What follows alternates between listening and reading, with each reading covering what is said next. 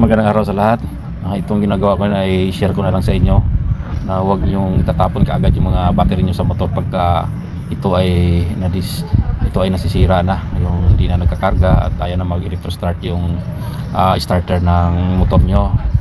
Ito kasi yung ginawa ko ngayon, nakita ko lang naman dito sa isang YouTube na bili tayo pala ng isang battery solution at chine-check natin yung ating battery at wala talagang laman na tubig na, kaya ito bumili ako ng water solution, battery solution, at mayroon pala itong kasamang injection para yun ang magpasok doon sa mga butas sa battery. Kaya bago ko ito inumpisa, tinignan ko muna kung may battery. Wala talaga, kaya ayaw nang start yung starter ng motor ko. Buti na lang mayroon itong kick starter, kaya ito sinalinan ko na siya ng battery solution. Actually napakamura to, less than 100 pesos, pero sulit naman kasi napakadami, kasi 500 ml din merong injection at saka meron din yung pandikit sa cover ng battery. Kaya pinupuno natin guys yung ating battery ng battery solution, at pagkatapos mapuno nito tatakpan natin to. Kaya talagang marami palang marami talagang battery solution ang kailangan yan. Kaya tama lang yung natin, order natin 500 ml para sa isang battery ng motor. Kaya kasi dati tinatapon ko lang kaagad yung motor ko, at saka nagtaka ako bakit may namimili ng mga sirang battery ng motor o kaya mga sasakyan. Binibili po nila.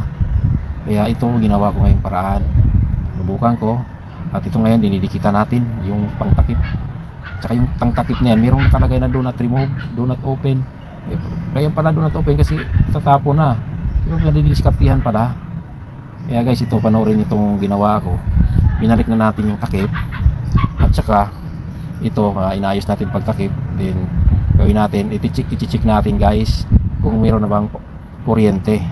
Ayan guys, mag-spark yan, ang lakas na ng battery, kita mo guys. Yan, huwag niyo itapon yung battery nyo. At kaya guys, maniwala kayo sa akin, subukan nyo yan, at hindi kayo masayang yung pera nyo, kasi less than 100 pesos lang, at maayos nyo yung bagong battery nyo, kaysa bibili kayo ng battery na worth of almost 700 to 800 yung battery ng motor. Kaya yan, subukan nyo lang yan para makita nyo at malaman nyo yung ating tutorial ngayon at ating diskarte or DIY natin sa isang battery ng motor. Kaya napaka affordable yung presyo. Kita nyo ang lakas ng power ng battery natin.